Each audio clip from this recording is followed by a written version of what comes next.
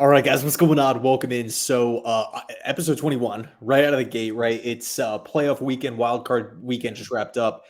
Tons of crazy games. Some games were pretty, I would say, expected, and then there were some that just, at least for me, caught me completely off guard, like the Packers Cowboys game.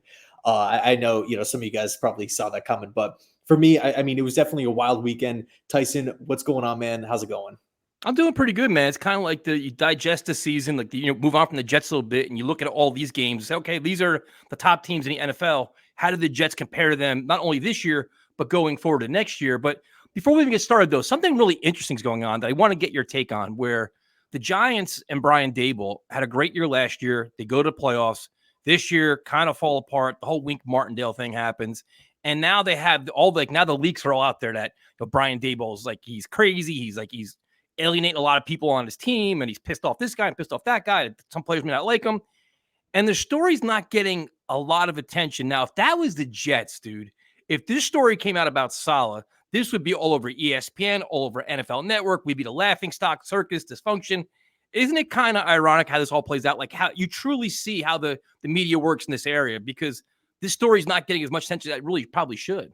Yeah, it's definitely strange. I mean, I think there obviously is credibility to it because Wink Martindale, somebody who's a great defensive mind, somebody who has a well-known reputation for being a great defensive mind across the across the NFL, who's actually producing at a pretty high level. Yep. And I'm kind of a defensive guy first, right? So whenever a defense is doing well and the offense is not really picking up the slack, to me, I'm always kind of looking at Martindale like, okay, well, now everybody's playing with the mindset of, okay, you have to keep the score low. Yep.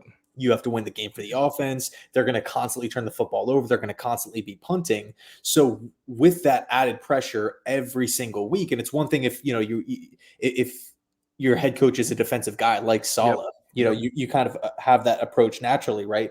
Our defense is going to be stout no matter what. But if you're a defensive coordinator led by an offensive guy and the offense is not really picking up, we saw the same kind of dynamic with Greg Williams and Adam Gase. Like Greg Williams was making it work with, not a lot of big contracts all over. He had to deal with injuries, but Adam Gase and the offense, they weren't really clicking. So with Martindale's departure, I think that lends credibility to the story because you're not going to part ways with a guy like that, from an organizational perspective. And then from Wink's perspective, he's not going to, leave a team where he has, a good relationship with the players and putting out a successful unit, game after game after game.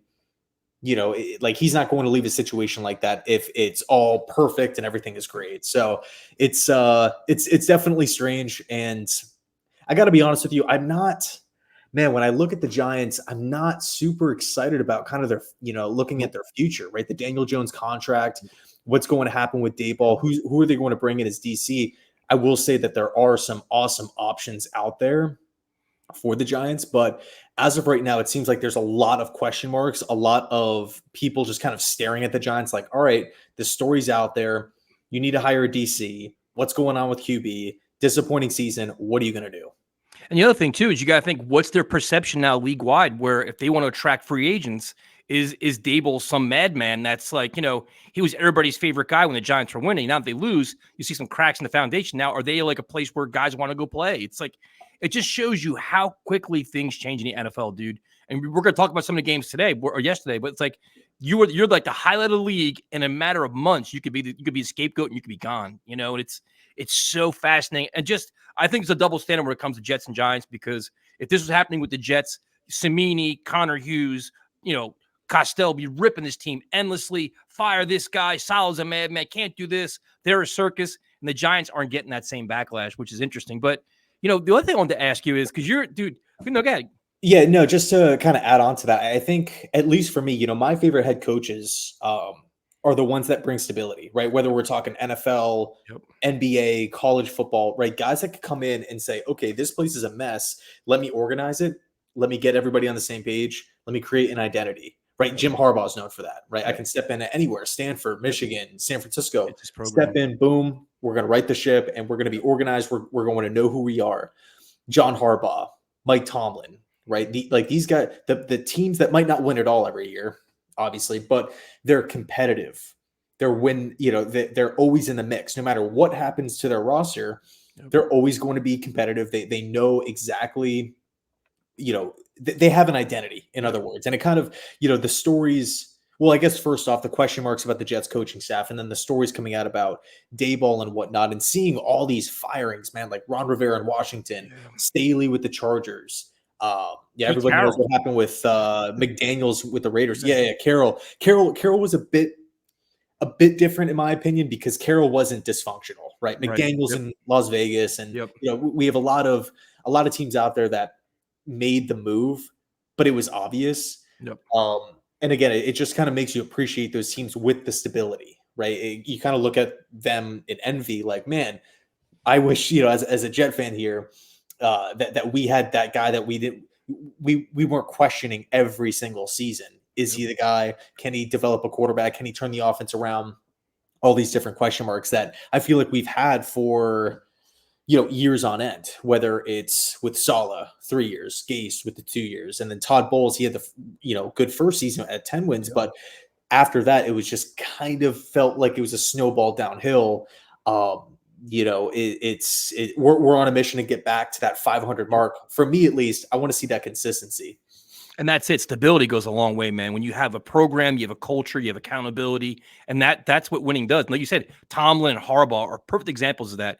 Kyle Shanahan, Andy Reid, guys like that. Even Sean McDermott with the Bills, you're getting that with him now. Like when you play this team, what you're going to get week in and week out. The players know it, everybody knows, and that's your standard.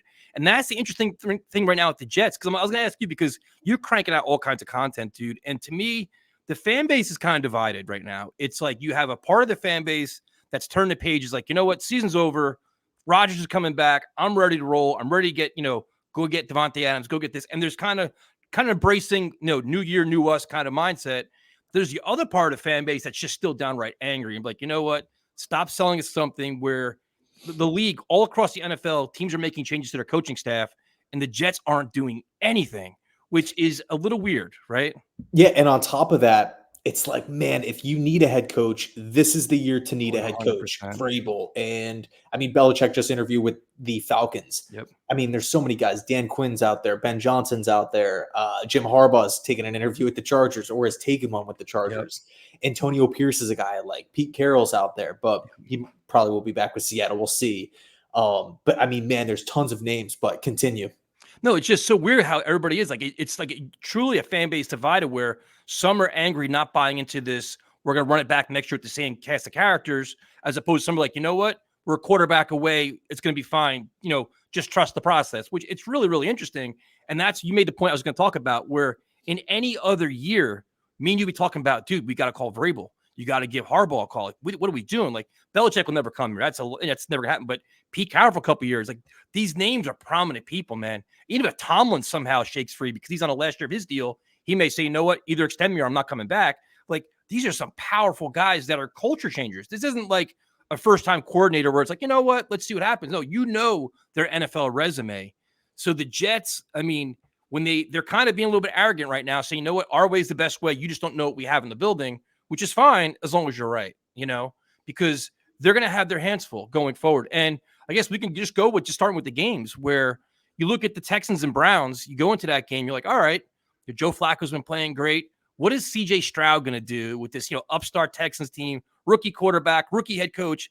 And dude, he goes out and he plays lights out and they're ridiculously impressive. So now it's twofold. We look at the Texans. It's like, all right, they're making a run this year. How far will they go? Who knows? But next year, the Jets are a team that want to go deep in the playoffs and make a run. The Texans are a team that are on your list now, right? They got to be, because this is literally like their first year. They're going to add pieces to this offense. Stroud's going to get better. I mean, it's impressive what they're doing, man. Yeah, it's definitely impressive. And even like a team in Indy, which, they missed out on the playoffs, but that was a team that won, I believe, 8 games, with a rookie head coach doing it for the first time. So we haven't seen 8 wins with Saleh, in a full season yet. So I think it's impressive what Steichen had, or how the Colts looked. They started a rookie quarterback who was arguably like raw and needed to sit to start out, who was drafted 4th overall in Richardson. And he ends up getting hurt. They have to roll out like Gardner Minshew, a veteran Yep. backup, and they still manage to, in I guess when we look at records, a pretty good division. Yep. Jacksonville's right there to the end. Yep. Houston, like you said, they're on a roll, and then the Titans aren't just like some wash, like they're going to be picking top 2, top 3. So I think really when we take a look at Houston, Indy, all the younger teams, in the AFC, it's I think it just adds more. Like the rich is getting richer, right? We know the AFC as a conference is stacked. Yep. Baltimore, Buffalo, all these different teams we can go on the list, but we know they're great with these younger teams that not everybody, but a lot of people were assuming, okay, maybe 5 wins, 6 wins, first year of the rebuild. It's going to take some time for them to build the culture, Yep. Add players through free agency in the draft. The fact that these teams are already here, and CJ's on a rookie contract, right? Anthony Richardson's on a rookie contract. Yep. It doesn't look like Ryan's or Steichen, they're going to go anywhere. Nope. You have the Browns getting 11 wins with 4 different QBs in Baltimore. The AFC's loaded, man. And what's going to happen with the Chargers? Are they going to go out and get Harbaugh? Yep. A lot of different question marks here. But, I'm talking to my buddy who is a diehard Lions fan, or I was talking to him earlier today, just about the NFC. And he's like, man, like, I might be kind of nervous for Green Bay, like potentially playing them later on in the championship game. And I'm like, dude, like you're worried about the Green Bay Packers, the 49ers, and like you can just talk about the entire conference of the AFC. Yep. Like, oh yeah, Baltimore, but again, like go down the list. Like there's so many quality teams. Even the teams that missed out on the playoffs, you can make an argument are quality. And that's the whole thing. That's why you look at like next year's like an all-in year for the Jets. This is like, we got to make a legitimate run, playoffs or bust, Super Bowl or bust. If not, everybody's getting fired, which is great to say, but the AFC is loaded. You look at the Texans are impressive, man. They're going to get better. The Browns, Deshaun Watson, you assume is going to come back. What do they do there? That's 2 very good teams right there in the AFC that you got to be worried about. So then you go down to even like the Dolphins, where the Dolphins completely laid an egg. And they're the perfect example of how things change so quickly in the NFL, where Mike McDaniel was a superstar, 2 was MVP candidate. They melt towards the end. They can't win on the road. They can't win in certain weather conditions. Now people are saying McDaniel should be fired, and 2 is a bust. Don't give him a new contract. So it's like, what do you think of the Dolphins? Like, what are your impressions of Tua? I think the offense is a great scheme. I think they maximize his ability with Waddle and Tyreek Hill and the running backs. But what do you do with Tua, dude? I think really, when I look at Miami, it's a team that is good. I think it's kind of you're seeing all these people kind of trash Miami right now. Like, oh, they're frauds, or they suck. McDaniel's overrated. Tua is overrated. But man, like we've seen 2 back-to-back years where McDaniel has taken this team to the playoffs. They do have a lot of pieces. When I look at the Chiefs game, I got to be honest, just being real, being objective, putting the Jets in that perspective, in that same light, understanding that, okay, if the Jets had to play in Kansas City, everybody loses to Mahomes in the playoffs. But if the Jets had to play the Chiefs in Kansas City in a freezing cold game, and they didn't have, 5 starters defensively, and the Dolphins still have offensive line issues, like, the chances of us going in there and just dominating or just winning, just, beating, slapping Kansas City around the field are pretty slim. I always try to, make that comparison, right? When we're judging other teams, which is why I'm so impressed with what the Rams were able to do this season, 100%. Making it work with mid-round rookies and stuff like that. Everybody wrote the Rams off, including myself. I was not seeing a playoff appearance for, LA. Granted, they lost to Detroit, but that game is close and the Rams had a great season. But going back to Miami, I still feel like they're a good team, but they're not a great team. That's it. Yep. I just don't view them as a top team, cream of the crop of the AFC. They're not there yet. They haven't proved it. I think they're still going to need additions to get over the hump, whether it's at quarterback, whether it's, just something as simple as getting healthy all across the board. But, in back-to-back years, we've seen the Dolphins fall apart in the playoffs. Despite them looking really good early on in the season, it kind of feels like the Dolphins are either on a winning streak or a losing streak. But again, just being objective and real, McDaniel is a young coach. It's not like he he doesn't have every answer in the Yep. book. Not everybody's going to be a Sean McVay or a Kyle Shanahan, where, it's just like the second they, I mean, even I guess in Shanahan's case, the Niners lost a ton of games early on in his career, Yep. and he was able to flip the script. But I think the Dolphins are a good team. They're definitely not bad. They're not. I don't see the Dolphins picking top 5 next year. But at the same time, I don't see them finishing with the 1 seed or the 2 seed. I think they're probably going to be right around that wild card range, a year from now as well. That's cool. I kind of, you figured 2 is probably like what, a top 10, top 12 quarterback, you would think, right? He's got to be up there. He's not top 5, but he's got in the AFC, he's got to be top 10 in the AFC, top 8. He's up there. I mean, he's got to be. He's put up numbers. I think in the big spot though, you say, Josh Allen makes big plays in big moments. Tua doesn't. He gets kind of limited. There's kind of a blueprint how to beat him. It almost reminds me of back with the Chad Pennington days where there's certain throws he can't make consistently, you can't do. But the thing is, the one thing I always wonder about is you're going into next year, like you look at the AFC quarterbacks. We saw a lot of them. We're seeing a lot of them this weekend. All the best, Mahomes, Allen, CJ Stroud. You saw Tua. Where would you rank Aaron Rodgers in the AFC when you see some of these guys are playing at a very high level, dude? Mahomes, playing great with bad receivers. Kelsey dropping the ball like crazy. Josh Allen running more now with a new coordinator. You saw Tua. CJ Stroud's gonna be better. Like, where do you rank Rodgers? A year of not playing. The year before he played well, but he had a hurt finger, so probably wasn't his best. Is he still top 5 in the AFC? You have Burrow, who, where do you put him? I think if we're just looking at QB, we're not judging situation. Yep, just QB. Yep. Right, just quarterback. You can take him and think about him on another team and whatnot.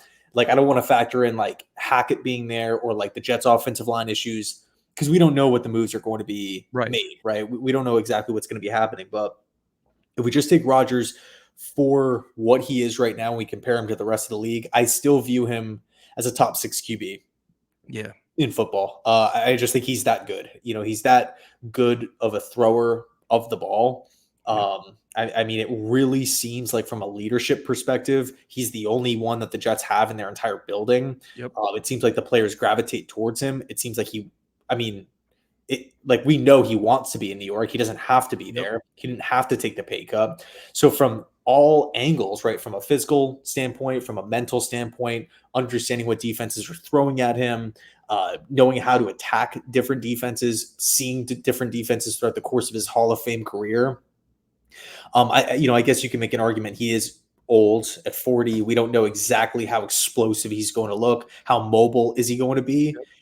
If he gets popped one really good time, is he going to be shaken throughout the course, through the rest of the game? All fair questions, which is probably why I wouldn't have him at 1, 2, or 3. Right.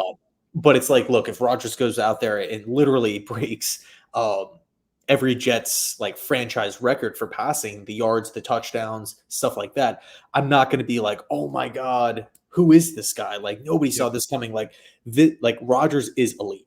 Rodgers to me is elite. Now, of course, offensive line, wide receivers. Yep. Can we get the coaching staff figured out? Stuff like that. But there's so much that goes into a good season. But I think if you take a healthy Aaron Rodgers right now and you put him on Cincy, you put him on Buffalo, you put him on Kansas City, they're still going to be absolutely dominant. Put him on Baltimore, put him on Pittsburgh. Like, these teams are going to be right where they're at or better. I don't see, a situation where Rodgers is like the 15th best quarterback or the 19th best quarterback. No, I agree. I think he's like top 6, top 7, assuming that, like everybody keeps saying, well, he may be only 90% of his best self. Even a 90% of Rodgers is still better than anything the Jets have ever had. And he's still a game-changing quarterback. Still an elite playmaker that can get you over the top as long as you have all the supporting cast around you, right? That's kind of where I'm at too. But it's just, there's a lot of unknowns, like, will he come back healthy? I think the injury happening so early in the season benefits him. His rehab has been great. So you figure he's going to come back motivated. He'll be in shape. Now it's just a matter of everything else around him being good enough to compete, because you look at the rest of the team. So you look at the Bills, where they're finding ways to win. Yesterday's game was kind of ugly because they're decimated with injuries, dude. And now I think the X factor in all of these teams is coming down to coaching. You have the quarterback that can make the plays for you, but at the end of the day, you want to have a good defense. And if things are going wrong, how does a coach help you out? And I think that's where the kind of can be an X factor too in all this mix too going forward next year. It's like, all right, the Jets double down on Saleh. Can Saleh go toe-to-toe with these coaches in a big spot and win games? with the playoffs on the line or the division on the line or whatever else, because you're seeing what a lot of these coaches can do now when they're facing adversity. And that's kind of why we complained so much this season, where things are falling apart. Jets made excuses. They didn't do this. They didn't do that. Whatever. Fine. But now if you have Rodgers back, everybody's be held a lot more accountable. But you've got to find ways to win these games now and be able to go on the road and beat Kansas City, go on the road in Buffalo and win a game there in snow. That's going to be that's going to be a big challenge for this organization to kind of, you have the quarterback, you have the game changer, but have those pieces behind him to support him and make sure you're well-rounded enough to win, top level games. Yeah, I think also too, at the end of the day, you need to have confidence in your head coach, really coaching staff, but head coach, that he can go out there and outcoach Harbaugh and outcoach Reed or McDermott or McDaniel or, some of the, take your pick. I mean, there's so many good AFC, Stefanski, there's Tomlin, there's so many good coaches in this conference. You have to have that consistent belief in your guys that, hey, you know what, toe to toe, week after week, we can stack up with the best of the best and outcoach them. You don't want to be in a situation where you're entering a playoff game, you're entering a must-win game at the end of the season. Because, you brought up Buffalo before. They were 6-5, 6-6 or something. They went on a huge winning streak, with Joe Brady, right? I know the Eagles game they lost, but that game was close. It came literally right down to the end. You have to have that consistent belief where, again, in a must-win game, in a playoff game, whatever the case may be, home away, that your guys can go out there and outcoach some of the top coaches in football. And if you don't have that belief, it's a little dicey. Now, the Jets have had some great wins over like Sirianni and Philly, and not just focusing on this year, but going back to like seasons prior, right? He's beaten Vrabel. He's beaten McDermott. Yeah. He's beaten Matt LaFleur. Yeah. He's beaten Sean McDermott. So I think we have the ability to do that, right? And you were talking too before at the start of the pod, like, half the fan base is angry from last season and is, totally frustrated with the moves that are taking place. The other half are excited because it is the offseason. I personally, I feel like I kind of fall like somewhere in between. Yeah. I'm still pissed about last year, but for me, at least, I'm just looking at the situation as they're not going to be fired. So, just as a fan of football, what am I going to do? Just retire my fandom for a year, until they're gone. Like, of course, I'm always going to support the team no matter what decisions they make. Maybe that's a mistake on my end, but that's just how I'm wired. No, but I'm the same way. At the same time, it's not like I'm pounding on the table saying Salah's top 5. He deserves to be here. Like, if he ends up getting fired a year from now, I'm not going to sit here and be like, what are we doing? What's happening? You know what I mean? Well, it's interesting because, I've been mad at Salah the entire season, I think, at this point. But you look at it and look at the Cowboys and the Eagles, for an example, where, to Salah's credit, this team, for the most part, didn't quit on him. They played throughout. They won the Patriot game, but they pretty much played hard week in and week out. You look at the Cowboys in the playoffs, they were a complete no-show. That game against the Packers was embarrassing. What was even worse was the Eagles last night, where they weren't even competitive, dude. They didn't even get off their end of the season demise with all the talent they have and the ability they have with their starting quarterback, even though he's banged up, was embarrassing, dude. Like, they are too talented to be that bad, where they were half-ass tackling, they weren't even competing. So you look at that, where it's like, we're pissed about Salah. If you're an Eagle fan today, you got to be like, listen, I understand with the Super Bowl last year, but the way this team ended the season and how bad they've been, like, dude, that's concerning, right? You'd be like, do you have any faith in Sirianni now? Like, we have concerns about Salah, but with Sirianni, I'd have less faith. Like, this team really quit on you, still made the playoffs, and didn't show up in that game either, right? Like, that's wild. For sure. I think, the Sirianni situation, the McCarthy situation and the Sirianni situation are different, in my opinion. Yep, I agree. McCarthy, we've seen this before. Yep. Like, how many times have the Cowboys gotten bounced? I mean, I hate to bring up Rodgers in this, kind of comparison here, but Green Bay had a lot of playoff exits. Rodgers, as great as he is, he does only have the one ring, and granted, it was with McCarthy. Yep. But that's kind of McCarthy's MO. It's like good regular seasons, falls apart in the playoffs. With Sirianni, it's like he does have playoff wins. It's not like he has this like 10-year reputation of like a Marvin Lewis, Yep. Or even like Mike Tomlin as of late, like not really having much success in the playoffs. You get there and you get bounced. Like Sirianni, like I feel like he's a good football. Like you don't luck your way to a Super Bowl. Yep, I agree. You don't luck your way to bouncing back from a Super Bowl loss. And by the way, it's not even like they just got blown out by Should have Kansas won the City. game. It came down to that Bradbury questionable call, whatever. If he would have won that Super Bowl, are we having a different discussion now? Yep. So that's one argument. The second is, it's not like the Eagles sucked this year and they had 5, 6, 7 wins. Yep. What do they have? 10 wins to end the year? 11 wins? Somewhere in that range. Yeah, they were 10-1 at one point. Right. And yes, they did fall apart. And yes, they do have a stacked roster. But I think if you really look at Philly's coaching staff and specifically the departures in Jonathan Gannon and Steichen, I think that those are two underrated losses. Whenever you lose two coordinator, like the Jets aren't a good example because if we lose Hackett, we might get better. But like I'm trying to think of another situation, across football where if you lose both guys, guys are worthy of being head coaches. Both guys have great resumes. Like you're going to be, you're probably going to take a step back. Yep. But I'm with you. Like you see the team fall apart, and it does make you ask some questions. But if I'm Philly, I mean, you got to think if you are the Eagles, you know what the issues are internally. If it is Sirianni, because at the end of the day, the Eagles are well ran. If Sirianni is the problem, he's probably going to get fired. Yep. But I mean, I don't have his head coaching record off the top of my head here. But you got to imagine it's freaking good. Oh yeah, and that's you kind of made my point for me. Where it's like, all right, we all respect Sirianni, but he has two top coordinators. When you have Steichen, you have Gannon, and you lose both of them, it's like, all right, the head coach could be great, but you're only as good as your coordinators and your coaching staff as well. Where with the Jets, Ulbrich is highly touted. I think as of this the taping of this, I don't think he's had any interview requests yet for any job, any head coaching things. But Ulbrich is kind of highly touted. But then you have Hackett too, where it's like, all right, Saleh could be like Sirianni's kind of CEO, kind of head coach, right? He kind of oversees things. A lot of these coaches are like that. Sometimes they get involved in play calling, but then it's like, all right, you're only as good as your play callers and your coordinators. And then you go down a level, Ulbrich and Hackett. And you're like, all right. So then you look at the teams all across the AFC.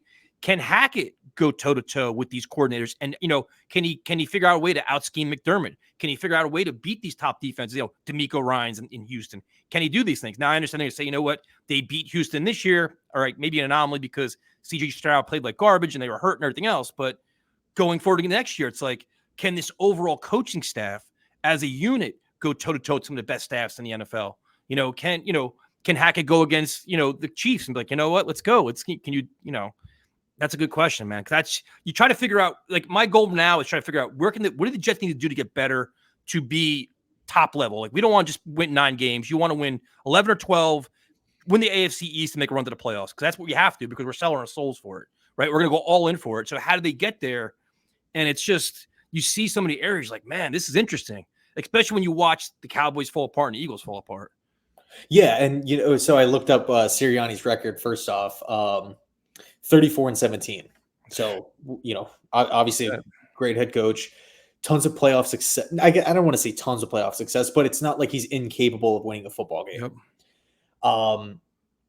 Do you think the Eagles will fire him?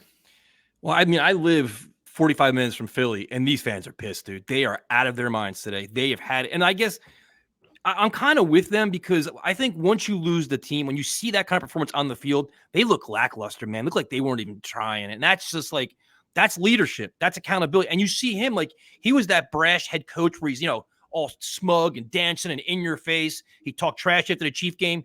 He looked like he was tamed last night. Like he was he was neutered, right? He was a shell of himself. And the people feel, they feel that energy. You know what I mean? Especially in Philadelphia where it's a passionate, crazy fan base like the Jets. We're nuts too. I don't know, man. That's a lot to come back from. I think the challenge they have, too, is they're going to lose a lot of veteran leaders, too. I think Kelsey's going to retire. Brandon Graham, Fletcher Cox are getting a year older. You lose those big, prominent veteran voices in the locker room, plus a coach that's kind of uncertain with his leadership where a team kind of mailed it in. It's a tough spot, dude. And Howie Roseman's a great executive. So it's interesting because you look at the Cowboys, dude, with McCarthy. You look at what he's done. They win 12 games every year now. You won the NFC East. if we're Jet fans, you win the AFC East, win 12 games, we're doing cartwheels. Like, this is amazing. But their standards are higher now. It's like, we got to win a Super Bowl. We're losing first round of the playoffs. Unacceptable. Like, what do you do there? Do you fire him? Like, because the argument is, and I guess I get this argument a lot with people too. It's just like, all right, you want to fire Saleh. Who do you want to replace him with? I can give you 4 guys right now. Nope, the guys that are available right now. With the Cowboys and the Eagles, if you fire them, who can you replace them with? Can you imagine if Belichick goes there? If Belichick goes to the Cowboys or Belichick goes to the Eagles or Vrabel?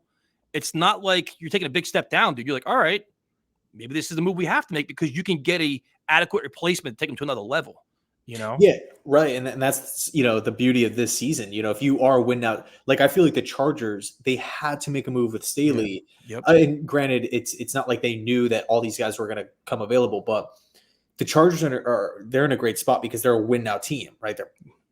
I believe they're going to be over the cap next season. They have a bunch of veteran players all over the place. They got their quarterback in Herbert.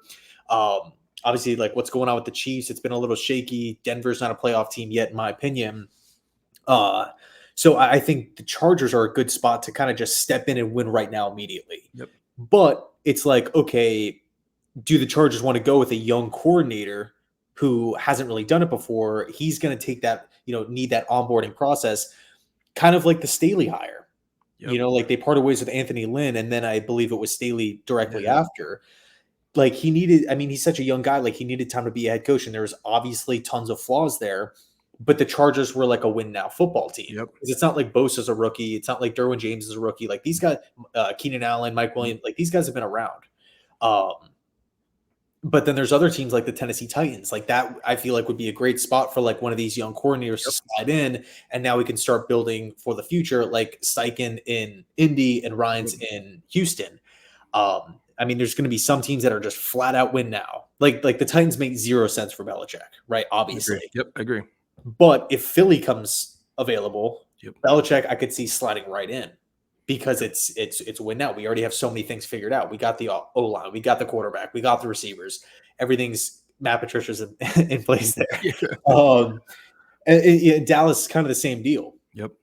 I know everybody kind of wants the next Sean McVay, where he's young, he's going to be around forever, he can rebuild, he can find diamonds in the rough, he makes it happen with trades and whatnot. But it's interesting. I can't wait to see. Obviously, Mayo, has taken the Pats job, but every job is still open, man. Washington, like I think Washington is such an underrated job. Like, nobody's talking about the Commanders as a top job, but it's like they got $70+ million cap space. They get the 2nd overall pick. They have 2 2s, 2 3s. And they have pieces. It's like Jonathan Allen, Daron Payne, Scary Terry, Jahan Dotson. Like, they have some solid players too. What's the future of Dallas looking like? What's the future of Dayball with the Giants? Philly, obviously. I think Washington is super underrated. I think that's a job that you can really mold your own team. Yep. But it really comes down to win now or rebuilding. There's some teams that are rebuilding, some teams that are going to be win now, and the win now teams are, like, the pressure's there. The second you sign on to Philly, right? Say they fire Sirianni, they hire Belichick. There's pressure to win immediately. Well, that's the Jets. The Jets are the same thing now, but they're not. They're win now. This is it. You must, in 2024, you must win 11 games, make the playoffs, or 10 games. Like, there is no more excuses, and it's so interesting to see how all these organizations are handling themselves. Whether they're staying put, they're making small changes to the staff. They're doing all this, and it's just, you keep watching the Jets. Every day you check Twitter, you're like, all right, did they do anything yet? Any kind of little move, and they're kind of status quo, which is really interesting. Then even go for the rest of the games. Like, you watched Todd Bowles last night, which was really interesting because he actually outcoached the Eagles. Like, he actually his blitz scheme, they knew it was coming. They couldn't really account for it, and they couldn't offset it. And it was relentless, dude. And it was like, all right, so that's kind of where, if you're looking at Saleh, that's what you want. Like, all right, give us that defense where they just have the ability to do that, man. We have the same kind of playmakers, probably maybe even better playmakers on the Buccaneers. Can they dominate in that fashion in a big spot? And then if you have that with an Aaron Rodgers who maybe says 90% of himself, dude, they're going to win games. They're going to win a lot of games. But can they be like that? Do you see Saleh and Ulbrich having that kind of that kind of performance in that defense like we saw last night with the Bucs? I do, actually. I think, like, even in big games, Josh Allen, Jalen Hurts, whatever, like Justin Herbert. I know we lost the game, but we can keep these guys in check. Yep. Like that's I agree. With the style of defense, if we're getting home with our front four, like a lot of quarterbacks are going to struggle. And that was, kind of like one of the initial thoughts of the Pittsburgh game too, where it's like, okay, if the Steelers can get a lot of pressure early on with just their defensive line, like that's where Josh Allen has struggled, in the past. Obviously, Allen did his thing out there, but in the case of Saleh and Ulbrich, I do feel confident in the defense. We have the playmakers. We're not super old and banged up where it's like, okay, 1 year window.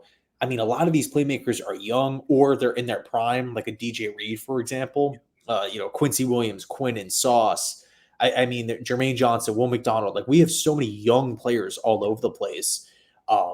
Michael Carter at corner, he's so underrated, as that slot guy.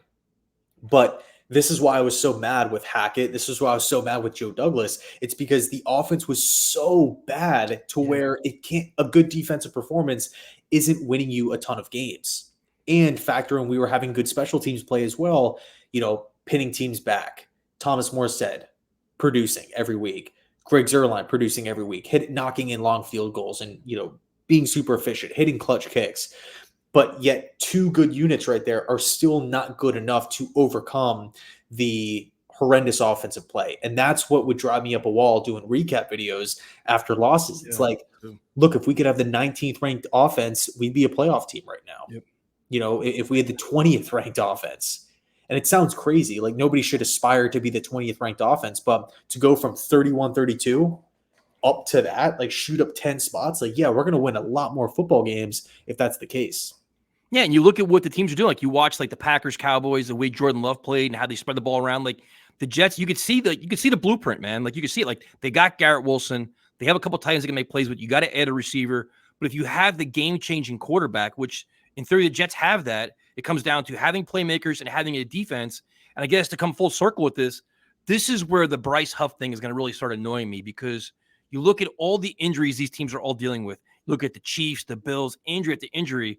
The Jets at pass rusher, you have Jermaine Johnson. You mentioned Will McDonald. But Bryce Huff's an important piece of the puzzle, I think. And it's going to come down to the contract and what he wants and will he franchise him. But I think if you have a surplus of pass rushers, you don't let a very valuable one walk away. I think if you're truly in a win now year where it's all in and you know what you have, he's in your building, dude. You've helped him blossom and like you've helped him grow. Like you watch him grow his entire career.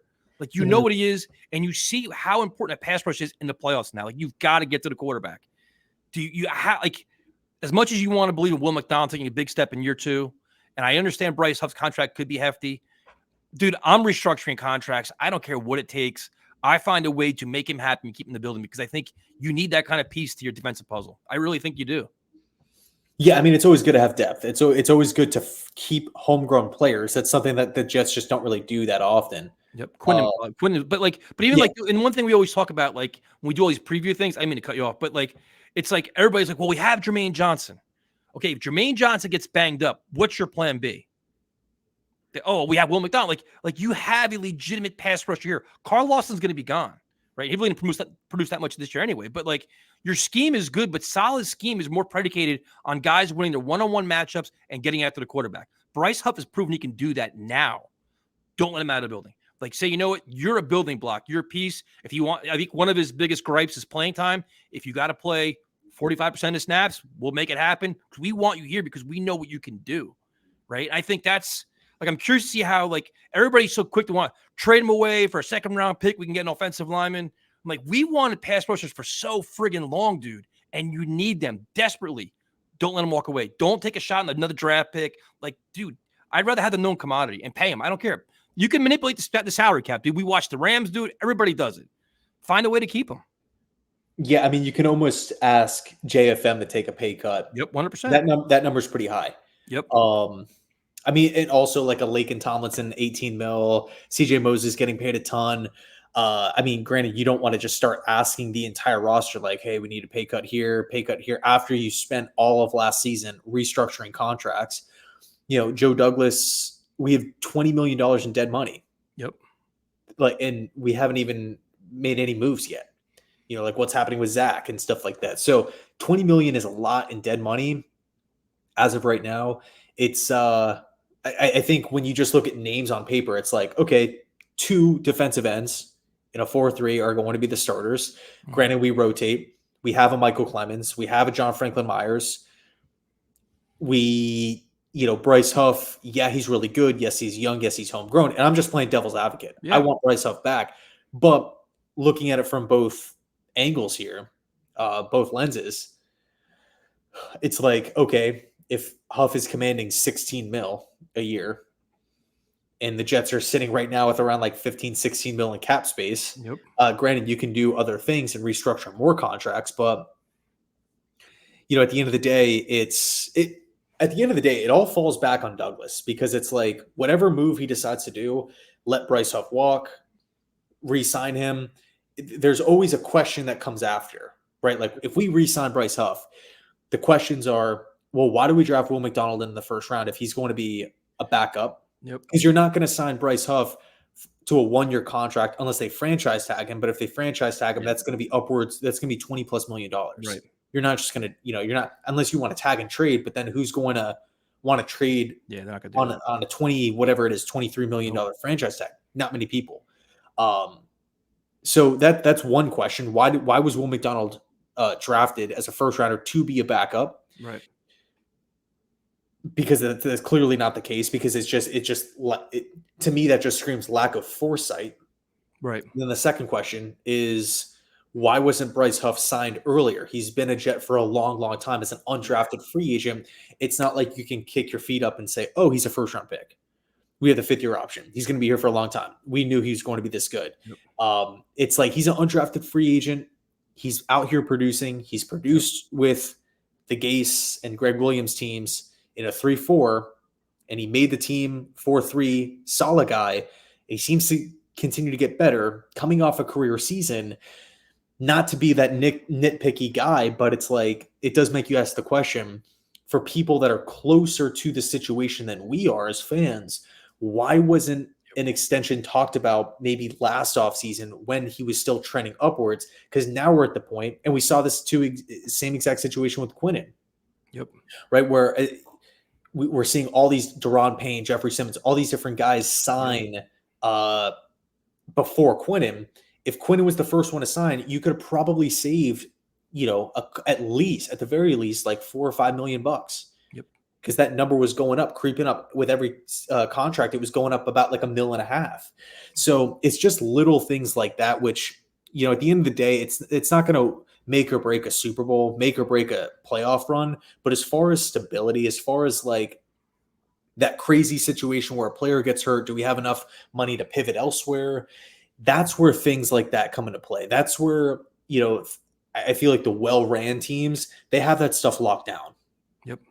No, I agree. Well, that's where drafting well comes in, where when your high-priced players get hurt, the guy comes off the bench that's drafted, like, oh, here's look at the Rams. Here's a 3rd-round pick. Here's a 5th-round pick. They step in, and there's no drop-off. They're playing at a high level. And I guess that's where the Jets, you look at this year's draft class. Not many of them played, man. Tippmann played a little bit. Izzy didn't really play much. Like, you don't really get a lot of return on your investment there, which becomes concerning. That's kind of where I'm like, all right, that's where I keep going back to, like, I really want to keep Huff, dude. Because you see what these teams are dealing with, and especially with Saleh's defense, I just don't want to see a drop off, or where they're going to get, you're just stuck where you can't get any pass rush at all if, God forbid, Jermaine Johnson gets banged up. Because the one thing this Jets defense has been lucky with has been staying healthy. I understand they lost Al Woods, they lost Quentin Jefferson, but for the most part, they stayed healthy for 2 years now. They've been staying relatively healthy, right? Carl Lawson got banged up, but they had other guys emerging. It's like, all right, if they get hit with this little bug, you better draft a ton better, or better get better depth guys, or keep your high level guy here. And I just think that Huff's that guy, man. I just do. It bothers me more and more the more I think about it. And the point you made was something that's really true. Is we talked about this last year with Huff. Like, dude, he's the kind of guy you want to keep around. Sign him now before the Jets kind of bank on these, like, the prove it deals. Like, bro, play this year and prove it to us. And they're proving it to him. Quinnen did it. Bryce Huff did it. And now it bites him in the ass a little bit, Yep. It's going to be interesting, man, to see how they play this. And you see the locker room, the players on social media are actively rooting for him. Like, go get paid, dude. You deserve it. And that's what Saleh always says. We're here to make these guys make the most money. Well, now you did it, but will that money be here? Yeah, exactly, man. I mean, at the end of the day, it's I don't mean to keep saying that phrase, but I just keep looking at the macro perspective, the big picture, because I just don't. We just have to figure out a plan like that. That's one of my issues with Douglas is that it doesn't really seem like there's like foresight or like vision down the road or a long-term plan. It's just like, what do we outside of the draft? The draft's the only area that it feels as though he's building for the future. But everywhere else, it's like short-term band-aids. Stopgaps. Yep. Yeah, stopgaps. Like, okay, we have to overpay a veteran to get him in. Dalvin Cook, sure. What's the plan for McCole Hardman? We don't know. What's the plan for Allen Lazard? Clearly, we don't know because the production just was not there. What's the plan at backup quarterback? We don't know. Left tackle? Yeah, left tackle. What about the backups? So many different things, right? But the argument though, like if you're like to me right now, this is the most concerning part with the Jets is their plan is not about the future. Their plan is about the next 2 years. Aaron Rodgers is playing 2 more years. They're going to do whatever it takes over the next 2 years to win as many games as humanly possible. If that's the approach, which I'm not saying I agree with, but that's a spot that we're in. If you're taking that approach, Bryce Huff's here because you're not taking developmental players, dude. You can't say, you know what, I'm going to take you because 3 years from now, you're going to replace Jermaine Johnson. 3 years from now, you may not even be here. So if you don't win next year, you're getting fired. So to me, it kind of speaks where, and I get what you're saying, dude. Like that's like, if you look at the Jets blueprint, what's their plan? Their plan right now is win games and save jobs. So they don't do that, they're not going to be here a year from now. But again, just to kind of play devil's advocate and just to kind of go back and forth, I think from Douglas's perspective, there's only so much money in the pot, right? Because of the hard cap and whatnot. If Huff is commanding 15, 16 mil, and we need desperate help on the offensive line, yeah. Douglas could be looking at it like, all right, well, Will McDonald, we love because we picked him in the first round. Jermaine Johnson, we loved because we picked him in the first round and he's producing. Douglas clearly loved John Franklin Myers because he signed him to a big extension. He drafted Michael Clemens as well. He could say, well, the offensive line is god awful. We have 4 guys that I and Joe Douglas either drafted or extended. I'm going to roll with my guys at defensive end, take that $15, $16 million that we would have given to Huff and throw maybe 8 at a guard, get a top end guard and throw the rest at wide receiver or something like that. I'm just speaking from Douglas's perspective. If we, and in the end, it still falls on his shoulders because he's still responsible for the, no-shows offensively. Yeah. Either way, it's still his fault. But I'm just trying to, is that, say the Jets re-sign Bryce Huff, 3 years, whatever it is, 40-something mil, and we don't make any moves on the offensive line in free agency. Maybe we draft one, but that's it. I think a lot of people are going to point right to that Huff move and say, well, or even Douglas, I could see him, coming out in a press conference saying, well, we didn't have the funds. Yeah, but you have Aaron Rodgers gave back a ton of money. You paid Quentin Williams. They haven't. And they finally spent some money where they haven't spent money over years. They really haven't spent any big money. Before the Aaron Rodgers thing, Allen Lazard was a big contract. Oh, Allen Lazard, big free agent move. Wasn't that much money. So to me, it's this year. It's like you almost take the approach what the Rams did. Like you got to be a very good, use your creative accounting to find ways to maximize your cap space and your roster. If that means telling Allen Lazard, listen, bro, you got to restructure, man. You got or have Aaron Rodgers, your new leader, talk to some of these guys. Listen, man, we'll get you more guarantee money, restructure. We got to be all in because this is what we have to do to keep guys around. And I get what you're saying. My assumption is that, well, my thinking as just a fan is that you can re-sign Huff and you can still put enough resources into the offensive line to rebuild it. I honestly think that, but it's a matter of making very good personnel decisions. If your plan is to say, in theory, bring back Becton and go sign Bakhtiari, that's not a good plan because they're both, you have concerns. You've got to make better personnel moves with your mid-tier free agents, which Joe Douglas has not done, right? Isn't that kind of the other thing that's kind of biting me in the ass? It's like you look at the money spent, like say you're looking at the Quinnen money or whatever else, or if you pay Huff, it's your mid-tier guys, the Uzamas, all these guys that you spent money on that you're not getting the return on your investment. You've got to make better decisions there. So if your mid-tier guys are performing, you can splurge on a higher level guy. Yeah, definitely. I mean, like I'm not going to sit here and pretend that like the Jets are out of options or our hands are. They can do it, dude. They can do both. I mean, they really look at Miami. It's like Tyreek and Terran Armstead, and they went out and acquired Bradley Chubb and Jalen Ramsey. along with the players that they already have, which are good.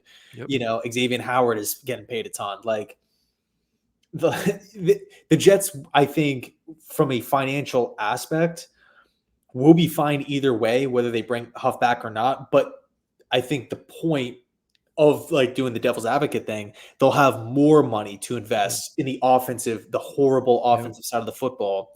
And also too, just trying to think of like what Saleh wants to do, trying to put myself in his shoes. He's probably like, dude, I'm around Clemens all the time. My reputation is maximizing talents on the defense side of the football, especially in the trenches, getting after the quarterback. I feel good about these four because that's the thing. If they don't feel good about them, why are they being taken in the first round in Will McDonald? Why is John Franklin Myers signing a big ass extension? Yeah. If they're like, we don't really like him. We don't really know how to use him. So you would like to think there's that infrastructure in place that we have a plan for these guys and there's reasoning behind the moves that we're making. That's fair. It's a fair point. I get what you're saying. I'm just like, I'm getting like greedy now where I'm like, I'm like, if we're going to be all in, I want to be 1000% all in. I just hate seeing legitimate guys walk away because Bryce Huff's got like elite edge rushing speed that we don't usually have.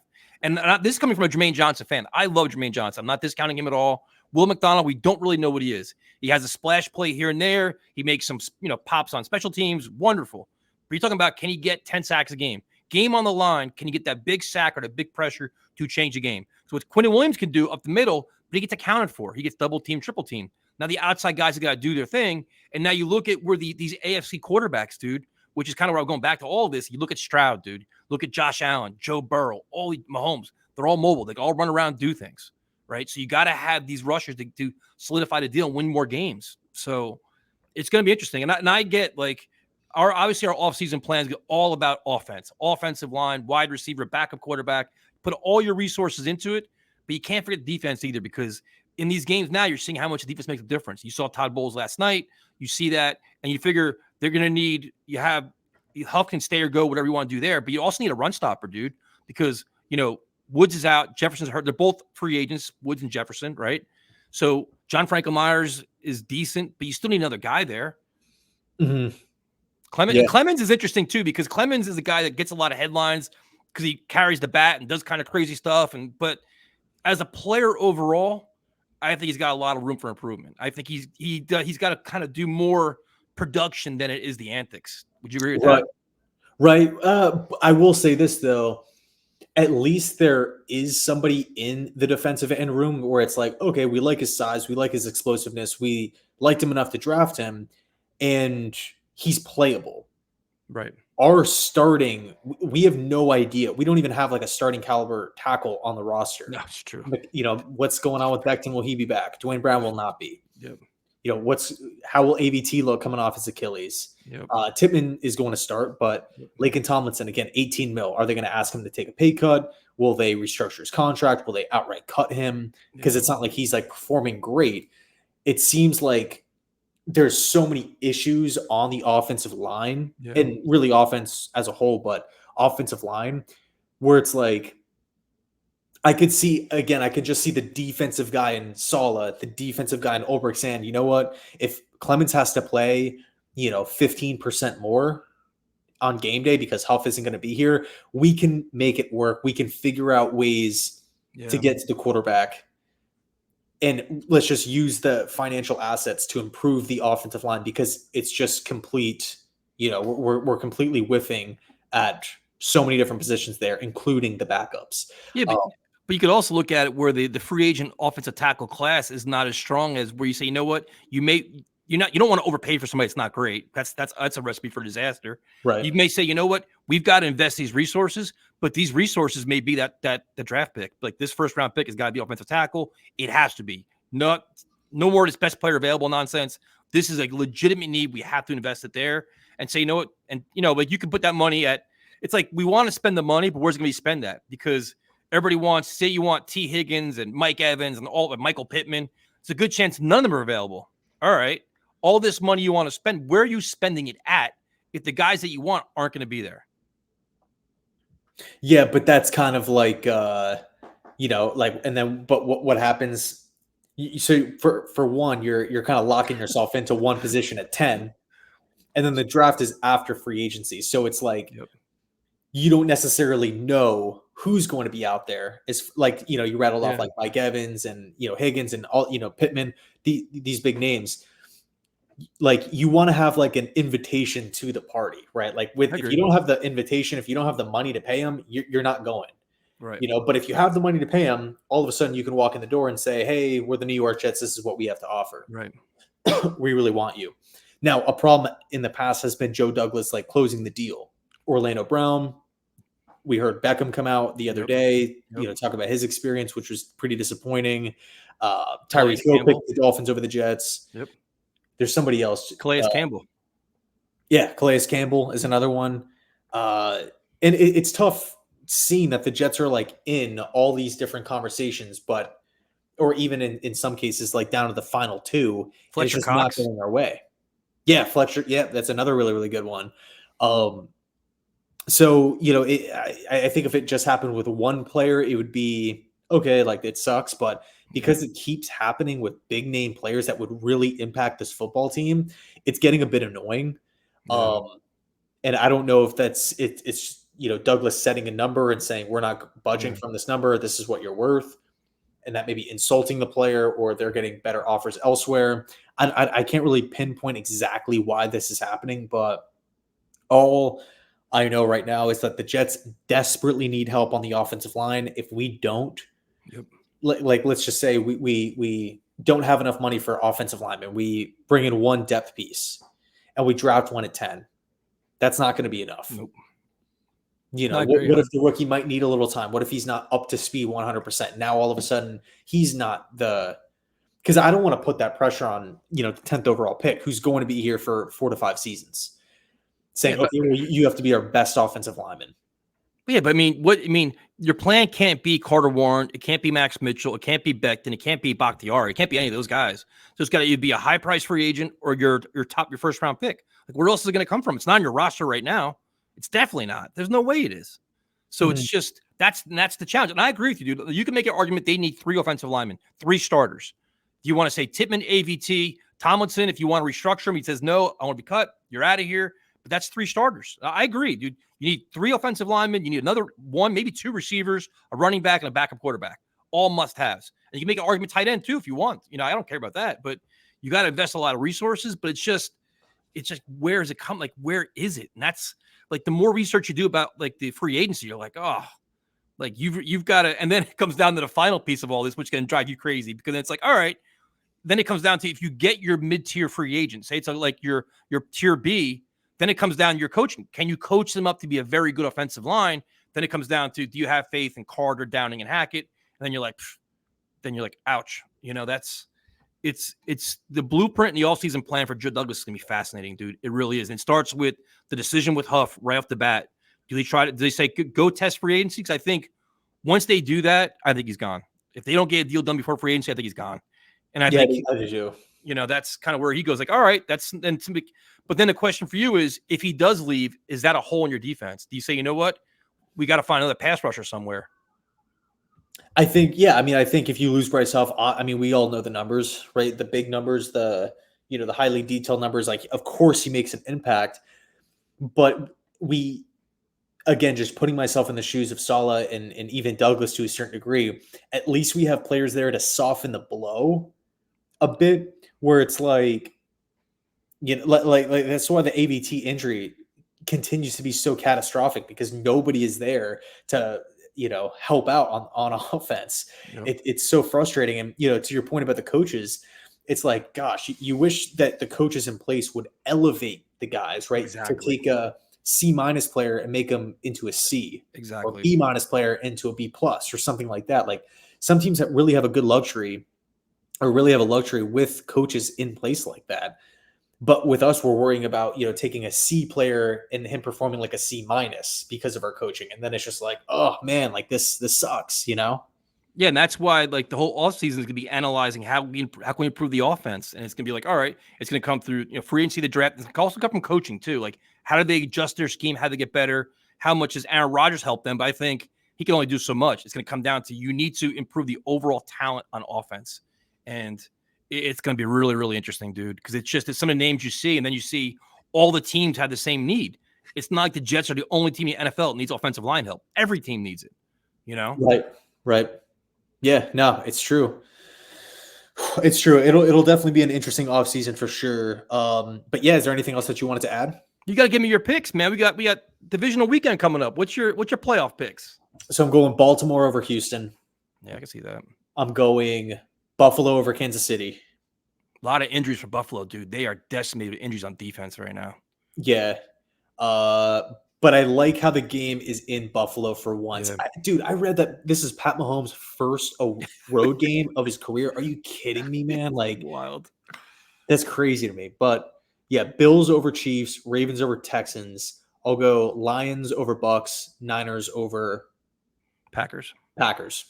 Yeah, I agree. I'm rooting for the Lions, man, because I think their story is so cool. To see the fans and just like all the teams that have never won before, I kind of resonate with them a little more. Like you want to see them make that run and get that Super Bowl. And watching Jordan Love play was incredible. But I agree. I kind of think the 49ers are going to do their job. The Ravens are going to do their job, which sets up for an awesome, championship weekend. But I'm looking forward to the games, man. It's nice. It's nice to be like kind of like you wish the Jets were involved in these games, but now that they're not, it's kind of nice to exhale and be like, all right, let's watch football and see how these teams operate and see what we can replicate with the Jets. So it's kind of cool. Yeah, for sure. And especially a team like Houston, which runs like a, defensive coordinator from San Francisco. Like you kind of get the feel that Saleh and Ryans both took their jobs with the same kind of approach, same kind of mindset. So Houston's the interesting one to kind of mirror with New York. Cause a team like the Ravens, like as far as like the scheme goes defensively, like it's completely different and stuff like that. But it should be interesting. I cannot wait for the games. And I think that's going to do it for us if you're cool. Good. Cool. Thanks so much for watching, everybody. Really, really appreciate it. And as always, go Jets.